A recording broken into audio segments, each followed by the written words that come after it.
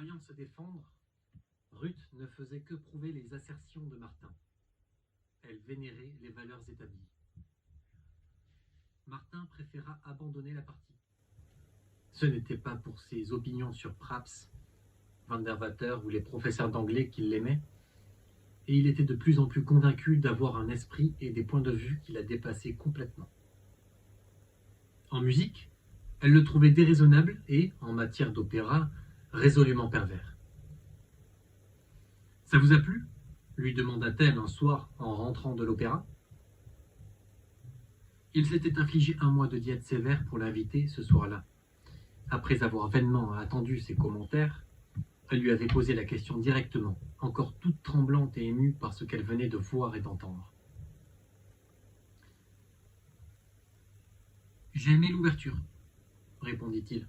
« C'était splendide. »« Oui, mais l'opéra en lui-même, c'était splendide aussi. Enfin, la partie d'orchestre tout au moins, que j'aurais beaucoup plus apprécié si ces cabots gesticulants s'étaient tenus tranquilles ou avaient quitté la scène. »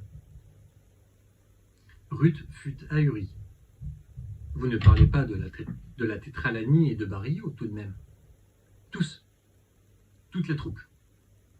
Mais ce sont de grands artistes, protesta-t-elle. Ils ont pourtant saboté la musique, avec leurs grimaces et leurs invraisemblances.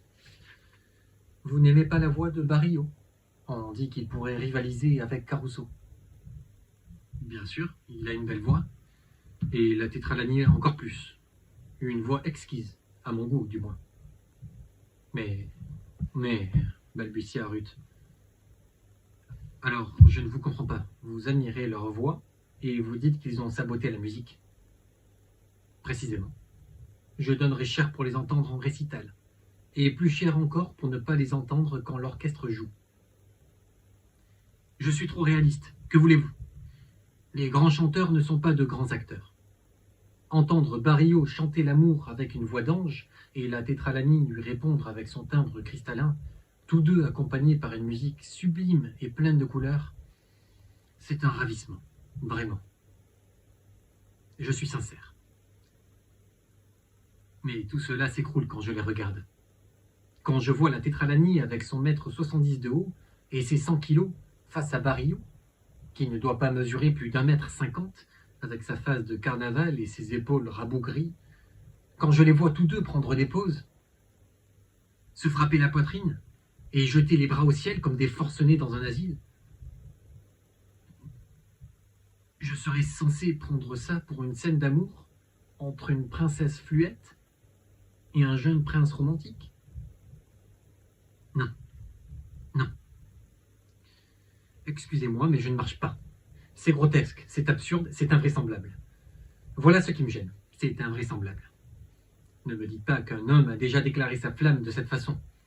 Voyons, si je vous avais courtisé comme ça, vous m'auriez secoué les puces. Mais vous vous trompez, protesta Ruth. Toute forme d'art a ses limites. Elle essayait de se remémorer une conférence entendue à l'université sur la convention dans les arts. En peinture, il n'y a que 2 dimensions, et cependant, vous acceptez l'illusion de la 3e dimension que l'artiste a su mettre dans son tableau.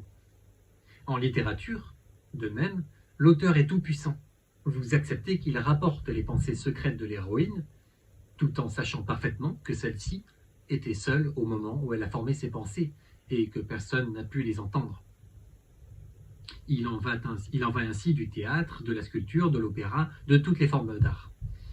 Il y a certaines incohérences qu'il faut accepter. Oui, je comprends ça.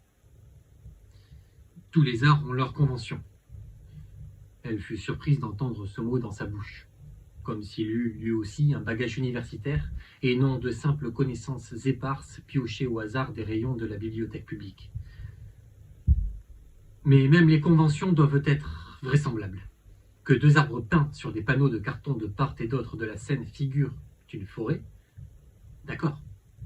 C'est une convention tout à fait acceptable. Mais si le décor représente la mer, on ne peut demander à personne de le prendre pour une forêt. C'est impossible. Cela heurte nos sens.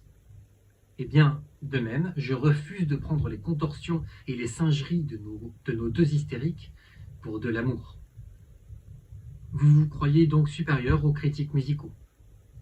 Non, non, certes pas, mais j'ai le droit d'avoir une appréciation personnelle. Je vous ai simplement dit ce que je pensais pour vous expliquer en quoi l'éléphantesque dame Tétralani cachait selon moi la partie d'orchestre. Les critiques musicaux ont peut-être raison, mais je suis moi et je ne subordonne pas mes goûts à ceux de la majorité. Quand je n'aime pas quelque chose, je ne l'aime pas, c'est tout. Je ne vois pas pourquoi je devrais calquer mes goûts sur ceux des autres. Je ne fais pas semblant et je suis indifférent aux modes. Mais la musique, voyez-vous, est une question d'éducation, et l'opéra encore plus. Peut-être que je manque d'éducation en la matière, lança-t-il. Elle acquiesça. C'est exact, reconnut-il, et je m'estime heureux de ne pas avoir été initié dans mon jeune âge. Si je l'avais été, j'aurais sans doute versé des larmes sentimentales ce soir et les pitreries de ce tandem enfariné auraient rehaussé à mes yeux la beauté de leur voix et les harmonies de l'orchestre. Vous avez raison. C'est principalement une question d'éducation. Et je suis trop vieux, maintenant. Je veux du vrai. Une illusion non convaincante est un mensonge trop tangible. Et le petit Barrio n'arrive pas à me convaincre quand il entre en transe et serre dans ses bras une tétralanie herculéenne, également en transe, pour lui jurer son amour. Ruth, fidèle à sa logique fallacieuse, lui donna tort une fois de plus, en vertu des valeurs établies. Qui était-il pour prétendre avoir raison contre les gens cultivés? Ses analyses lui passaient au-dessus de la tête. Elle était trop attachée à ses préjugés pour prêter l'oreille à des idées révolutionnaires. Elle avait toujours entendu de la musique et apprécié l'opéra depuis son plus jeune âge, comme tout le monde dans son milieu. De quel droit Martin, qui avait encore les oreilles pleines de ragtime et de chansons populaires, s'avisait-il d'émettre un jugement sur la grande musique? Elle se sentait vexée et presque offensée en marchant à son bras, acceptant au mieux de considérer son attitude comme un caprice ou une espièglerie. Mais quand il l'enlaça devant sa porte pour l'embrasser avec amour, elle oublia tout, pardonna tout. Et plus tard, la tête sur l'oreiller, incapable de trouver le sommeil, elle se demanda pour la 100e fois comment elle en était venue à aimer un homme si étrange, et à l'aimer en dépit de la désapprobation des siens.